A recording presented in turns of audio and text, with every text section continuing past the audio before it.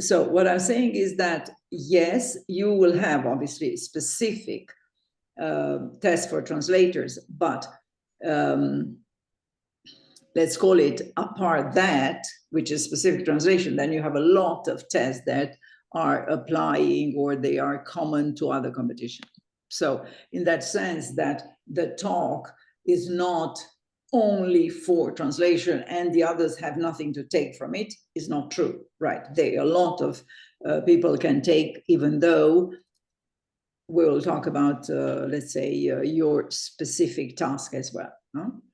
So where do I start now? I will start by saying that I'm offering this EPSO, let's say, not only EPSO, right, but selection processes, a lot of them in the European institutions. That means Court of Auditors, Court of Justice, that means a lot of other institutions, right, not only specifically the Commission. Hello, another courageous Danai, isn't that? Good. Put the camera, and I could have somebody, but Motorola Edge, doesn't look like a good name for me. So I will wait to have the name of.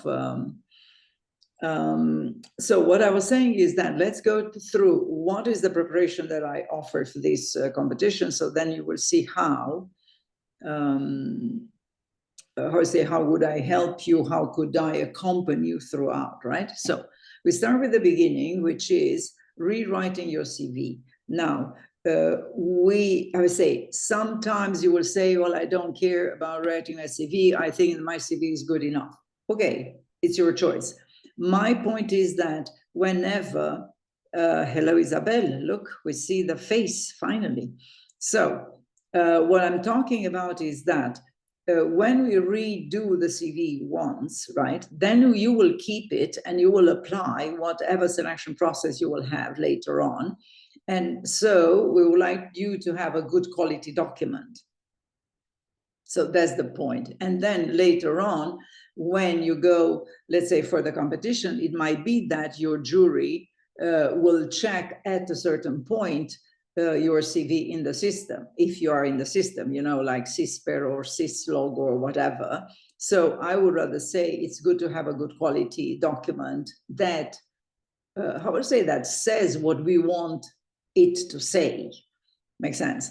So, and then it's not only that you will have a good document, but you don't need to repeat it or to redo it, because it will be the CV representing who you are, with all your professional experience and education and so on, right? So it is one investment, but then you will keep later on for whatever selection process you do. And then if ever the jury will check, then you are sure that what they see is what you would like them to see.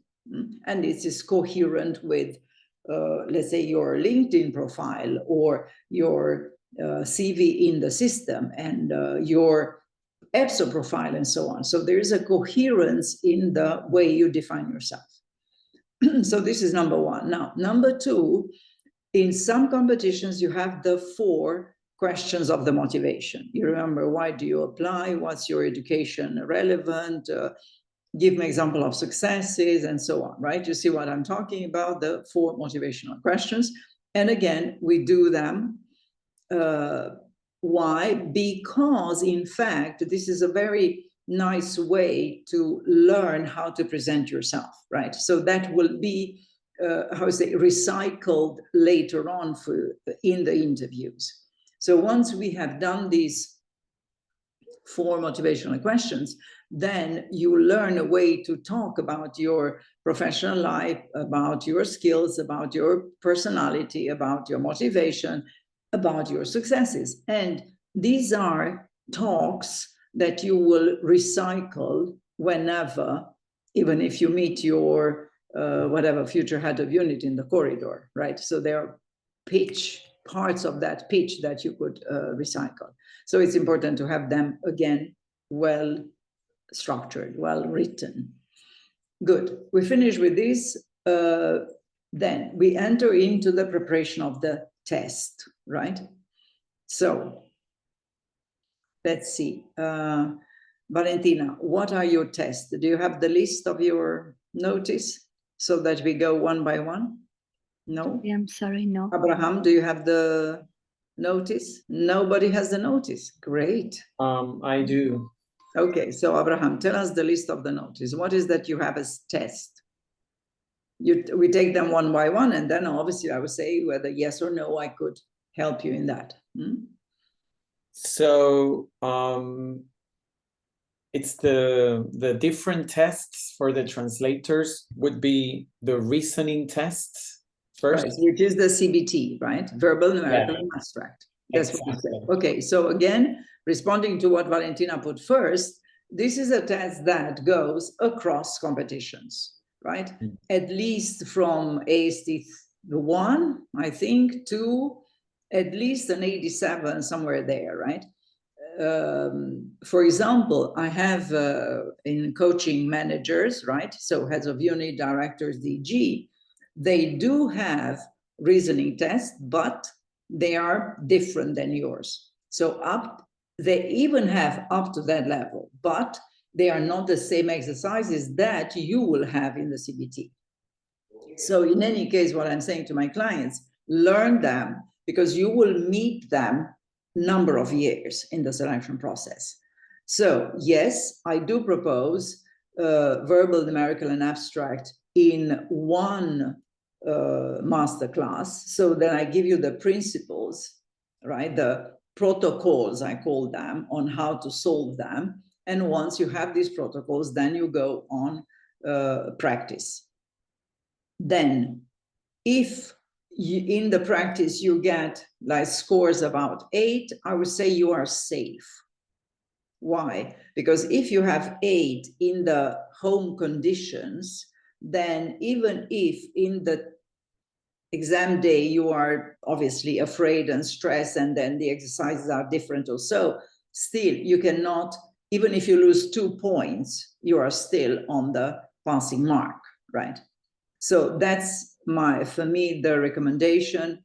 If we do this masterclass on the CBT, then if you go and do the practice, and if you have 8, then you are safe, continue, because you are safe. But on the contrary, if your results are about 6 or 7, they are too low.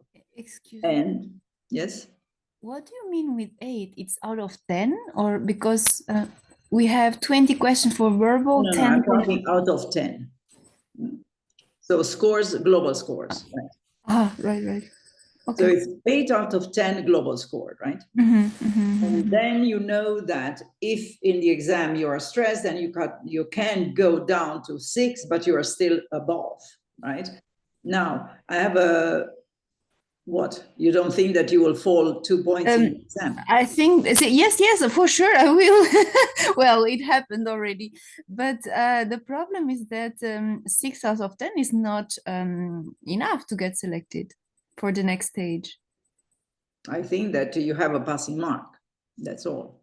Yes, but it's quite higher. It's about 8 or 9, in fact. Look, so you have to check. There are exams where you need only the passing mark, which is more than 50%. That's normally the cast. No, not necessarily. I have now a competition, a client in the researcher competition.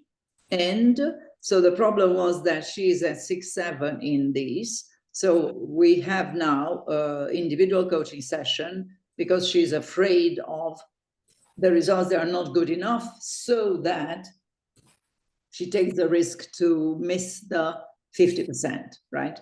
So in any case, you check your conditions, and I would say you have to secure 2 points above the threshold. Yeah. Now, okay. if the best will win, my goodness, then the threshold can be 9. Yeah, exactly. Absolutely. So stay with that, right? You check and ensure 2 points. If you don't have the 2 points, what I would say, once you have done the practice, what we could do is individual sessions so that I could see why you don't get the scores. I could see where you don't do well. But I would say so. You do the masterclass, you learn the method, you do the practice. Yeah. And for the practice, you recommend this website that is on your Well, web? I will recommend that one, and I recommend as well Orseu. Okay, yeah. Sure. Right. So the two of them, I would say they do a good job, and you can practice. Makes sense. So to conclude, keep 2 points above that threshold, right? So that in conditions you don't fall under. And then if the best, then might do go for the 90% in the normal conditions, because obviously they might have 80 or so the other competitors, right? So we are talking about the CBT, and then you practice, I would say, every day. That is a constant, and not in the evening when you are naked after the work. Rather, give yourself the 1 hour at the lunchtime. Now, I'm not saying do it in the morning, because some of you has children and family obligation and whatever, Okay, so I'm not necessarily insisting on the morning, but at least the lunchtime you should secure an hour, and you do one exam every day, not more. You see, it's not like, okay, today 4 hours I will do CBT. No, you cannot. It's too much concentration, it's too heavy. But you could do 1 hour every day. In any case, you have other things to practice. So there's no point to charge yourself with. Now, Abraham, what is the next test you have? So the next test would be the language knowledge test. That is the translation. That is for translation. Now here, I'm not going to interfere. This is your domain of competence. If I'm not mistaken, excuse me, it's long form, it's like long texts with that we must speed read and then select from some options. It's not exactly the same verbal as we are used to. It's for translators, but the main difference is that texts are very long. They are comprehension style questions. Right. If someone who has the ad might check if they have it in front of them. Right. So I see here language test, right? Comprises set of multiple choice. Yeah, exactly. That's it. Right. So this is one thing. It's not the translation. It's not the translation. It's the language comprehension test. No, but this is also, sorry, this is also not the language comprehension. No, sorry, that's the third language. This is the language knowledge, first language, and it's not a test. So look, let's stay with the definition, right? And if you have definition for each of them, then we clarify. So is multiple choice questions, okay? Yeah. Aim at assisting linguistic vocabulary, right? Then grammar, then spelling, then punctuation, then expressions, right? So this is knowledge. Knowledge of the language, okay? So do we say, I don't know, how do we call this thing, right? So then they offer you 3 options. We call these things like this, right?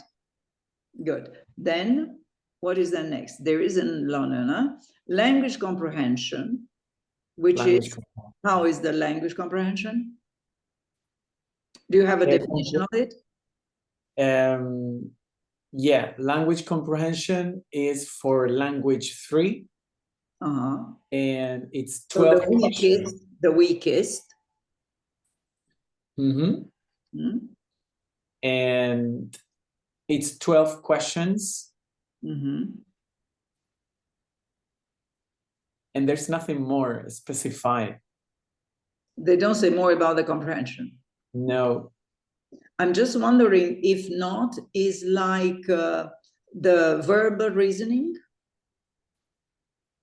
It's similar to that, but it's not only about the text. It's only about grammar, like what is a synonym of this word or what is meant by that.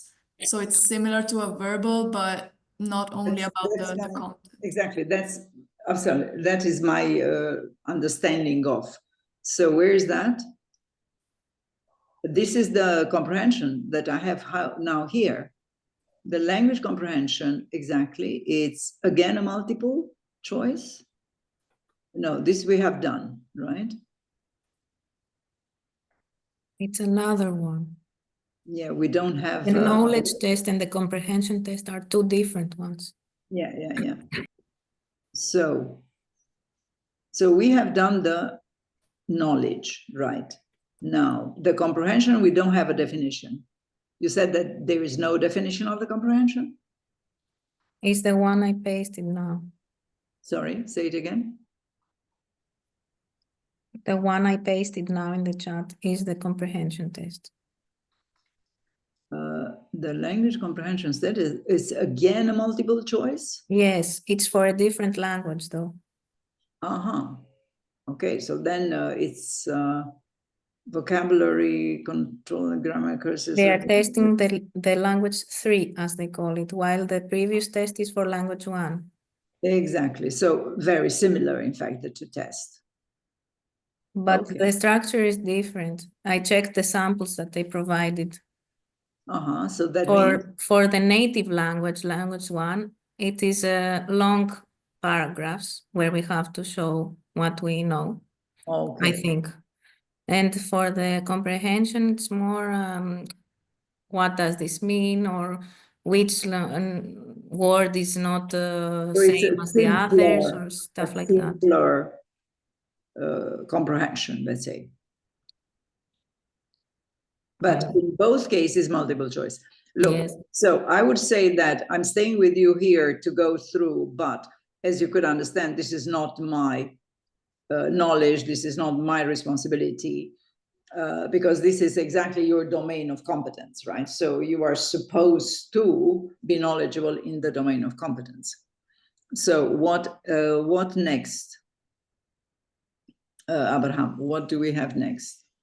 I think the rest are technical competence tests, because then there comes a translation test, a direct translation into your language 1. And then finally, it's a revision test, which is again technical, absolutely technical 1. So I think that's it. It's pretty much apart from the first reasoning tests. Exactly. The rest are very technical. Field related. Absolutely. Look, so I think that at this phase of your competition, the only thing that we could do together is the CBT. Because for the rest of it, as you see, it's a technical aspect, and I'm not entering there. There is no point for me to get involved in.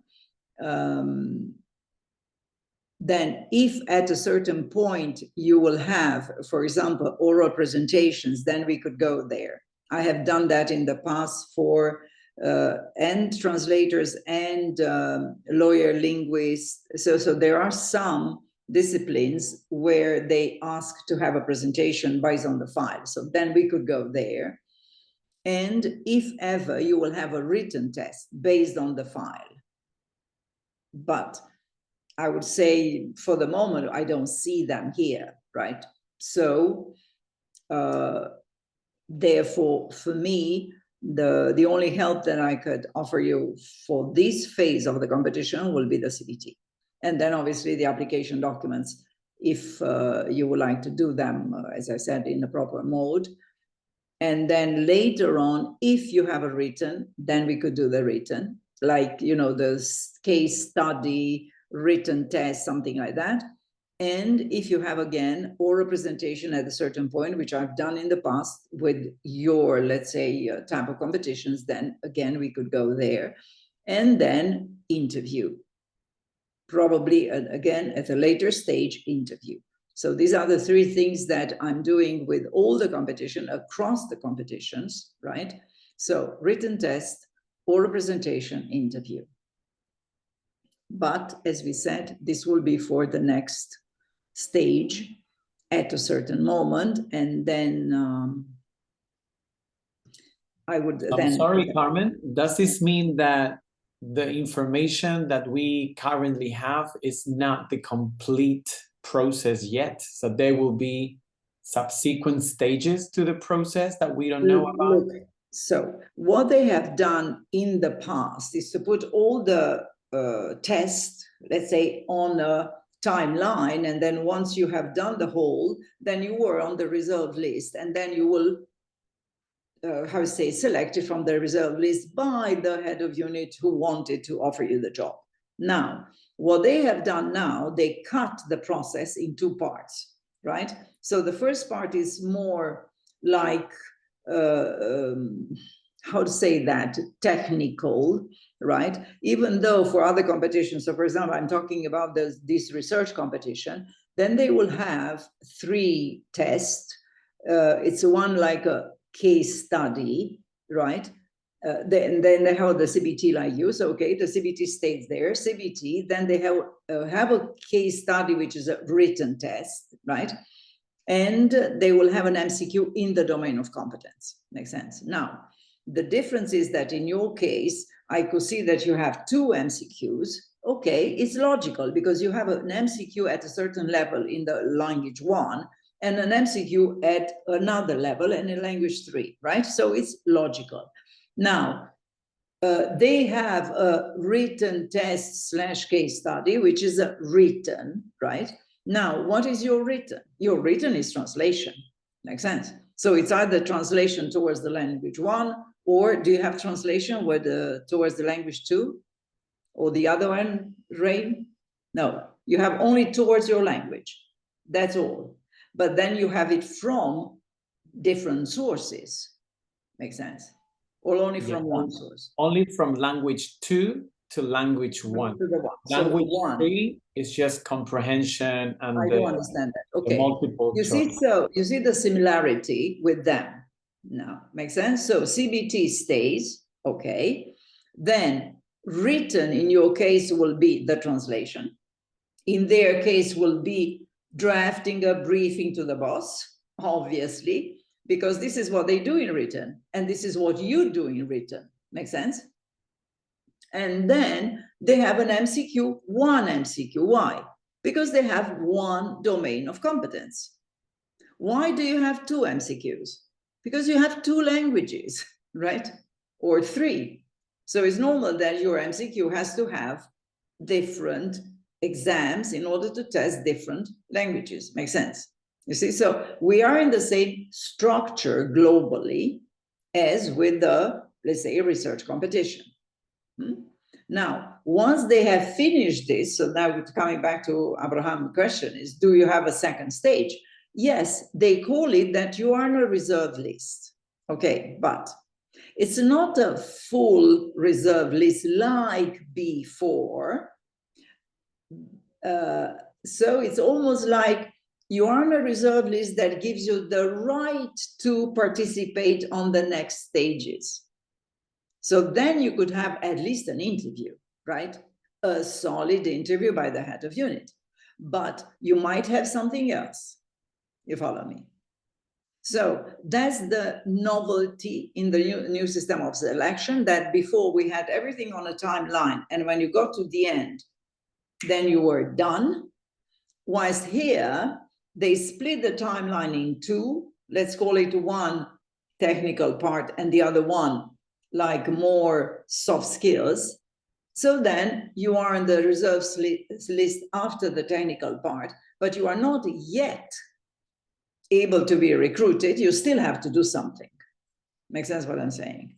Understood. Yeah. Danae, you wanted to say something? Yes, I have 2 questions. The first one is, so in the past there have been other translator competitions, and so I suppose there are resources or other coaches, let's say, so that could give us an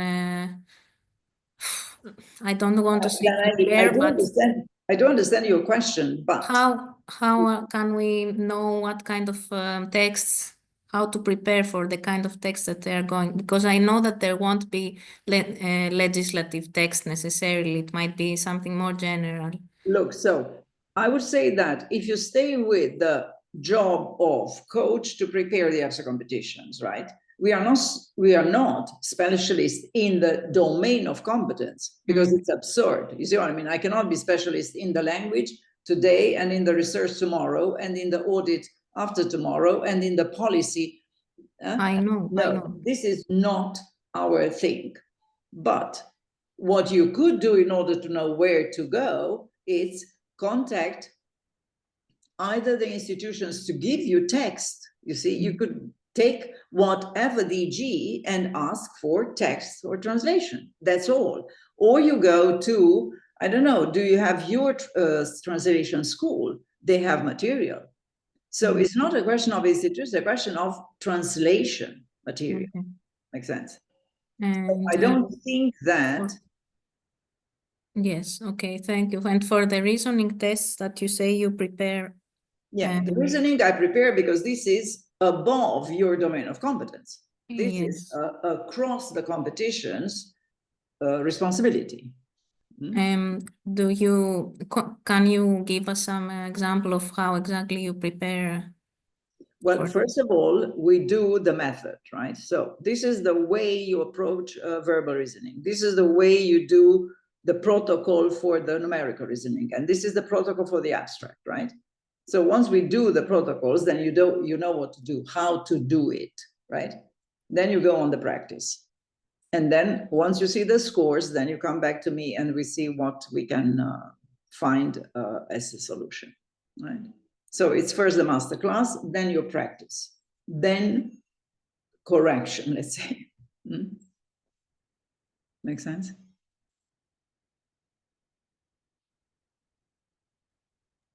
So with that, I think that we clarify, we clarify what you have to do now. How you do it, as I said, for me, your preparation is not depending on the institutions. It's rather translation work. Comprehension, translation, knowledge, blah, blah. It's still in the language domain and not in the, let's say, EPSO preparation. Makes sense? The same as if you go for a transport competition, you have to go to the DG Transport and to study the materials, right? Makes sense what I'm saying? It's not a coach preparing EPSO that will tell you what is the legislation for the transport in Europe. No, it's not our business. Makes sense? But anyway, if you have questions, you can come to me and ask me questions. And if as much as I know, I will direct you to. But what I will say is just ask the DG translations of the institutions to give you text.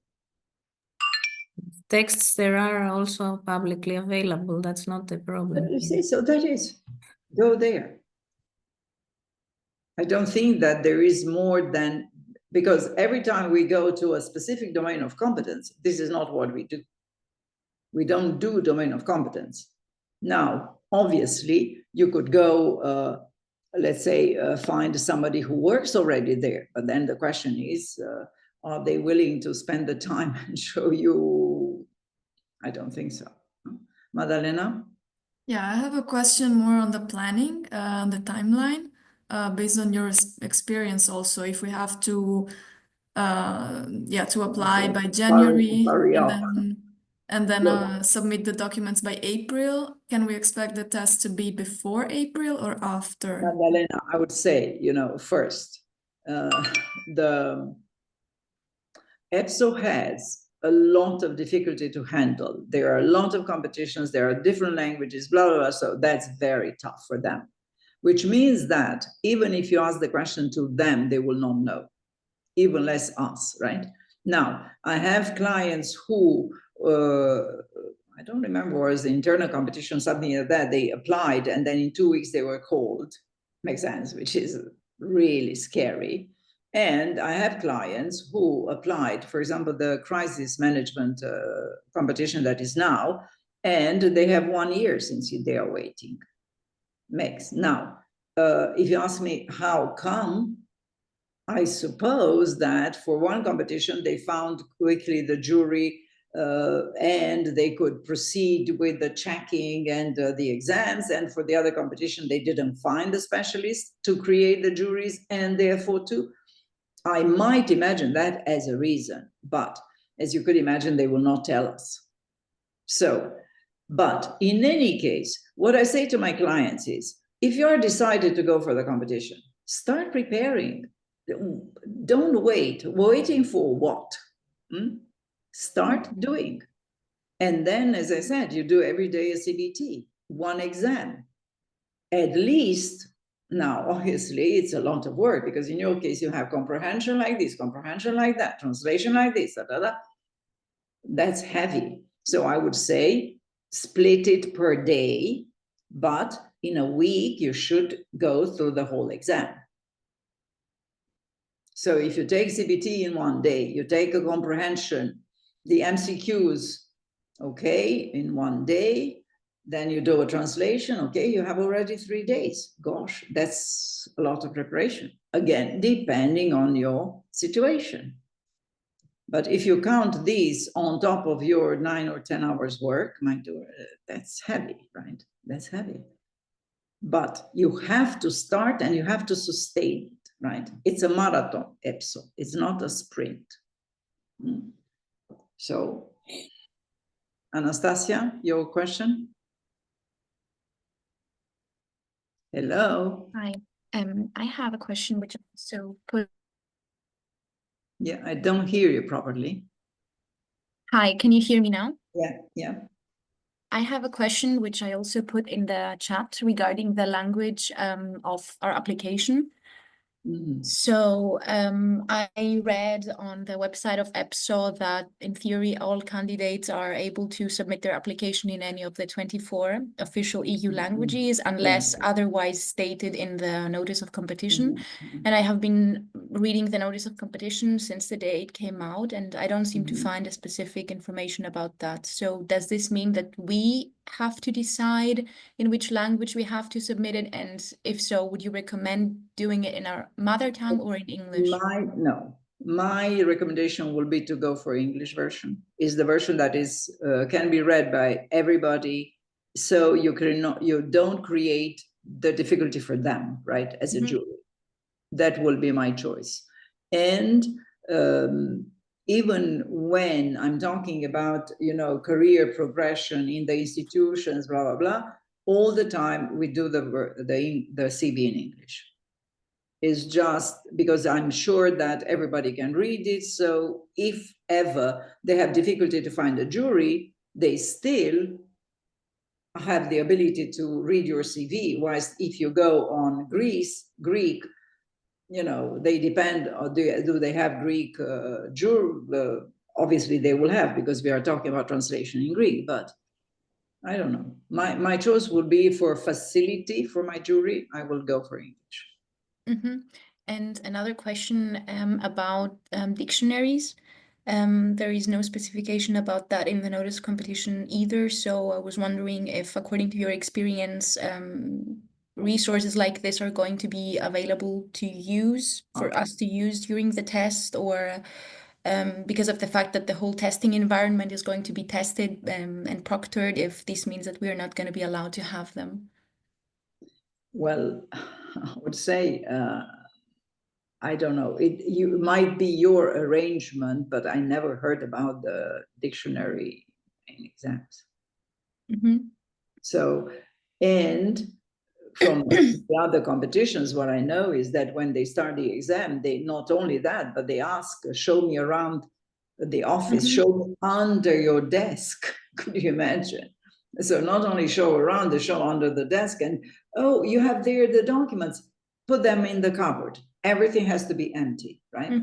And lately, in the last, let's say 2-3 exams, not even this stupid calculator for the CBT, you cannot have it anymore. It's on the calculator of the computer. By the way, this is the way that you have to practice, right? Everything is in a computer, no paper whatsoever. So for me, if this is so restrictive for all the rest, I can't see how they will allow you a dictionary. But that's my logical deduction, right? Obviously, I'm not going to tell you that this is, you have to check. But I know from all the other competitions that they are very, strict with anything that might be a source of knowledge. Mm-hmm. Thank you so much. So, Abraham, you wanted to ask something? Yes, I was wondering at this stage that we're in, if you could provide some tips as well for the application step, because I heard it can become quite heavy as you get into it. For those of us who are doing this for the first time and who haven't really done it before, I don't know. Well, look, say. what I say, first is the CV, right? And the CV I would do honestly and with all the duties that you have done in each job, like in an explicit, clear manner. Hopefully, you have done translation, because if not, it's a little bit delicate. You see what I mean? Even if you have done policy, you know, in a DG, political DG, but still it's not translation, right? So now you write the truth, and then hopefully the truth is convincing for them. But go through the CV, through the jobs with this task of translation, revision, vocabulary, I don't know how it's called, that vocabulary creation. You see what I mean? There is a wording that they use when you set up this vocabulary for your units. Makes sense what I'm saying? Yeah, you see. I don't remember the word, but certainly some clients told me about this, you know. Anyway, so go on the specific duties that are relevant to your position, so that hopefully they see them done again and again throughout your jobs. So this will be for the CV, and then obviously education. Hopefully you have education in the language. If not, the minimum is to have some kind of proofs or in the level of knowledge. Like, I don't know, some exams, some certification, something like that. So this is one. Now, for the 4 questions, which are the motivations. Now, the first is the motivation. The first question is, how is your education and professional experience relevant, right? So then you go on the relevance, obviously, of your education. Now, let's hope that you have translation and a master in translation and, you know, some, again, show as much as you have on these formal education or formal certification, diplomas, blah, blah, blah. I would say. So this is for how the education is relevant, and then how the professional experience is relevant. Then again, you should have translation. You should have worked. Now I would say it could be translation, but it could be interpretation as well. But it has to be there, right? I believe that. If not, it's more difficult for them to be convinced. Having said so, I was coaching head of unit Maltese translation years ago when they entered, right? And so which means 2004, probably, no? When Malta entered. Yeah, 2004. So I was coaching in management, the head of unit translation. And then he said, you know what? I don't find speakers. So whoever is able to speak Maltese, I'll just take him in and educate him in translation. You see, but I would say that this situation is not anymore, certainly for the languages I see in you, right? Italian and Spanish and Greek. I believe that there are a lot of people educated in that and with experience. So you have to show off that you have knowledge, education, and experience. Then the second question is the motivation. Now, the motivation, if you have done your education and your professional experience in the domain, the motivation is very clear. It's because you love that domain. So that's the reason, right? Then the question 3 is, what is your specific contribution? And then you go back to your CV. Because your specific contribution will be translation, revision, creation of the vocabulary, and so on and so forth, right? You cannot have other contributions than the ones that are, let's say, within the notice. These are your contributions. Makes sense? And then at the end, you have 2 questions of the successes. And there, I would say, again, pick up examples that are relevant to the translation work.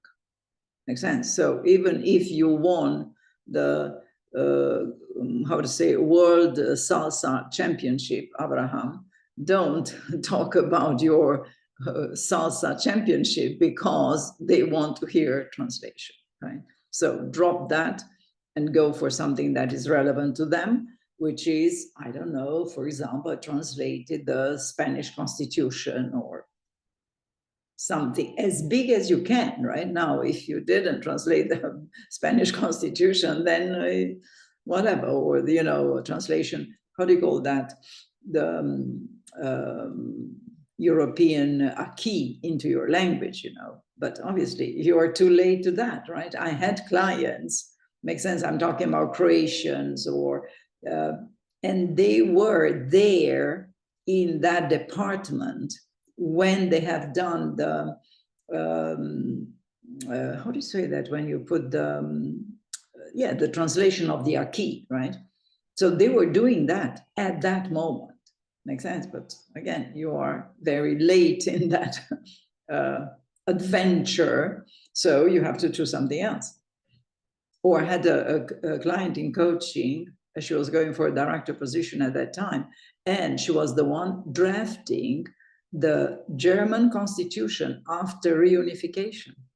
Makes sense? So you see, these are really big things, but that was the time of the German reunification, and she was the lawyer responsible to draft the constitution.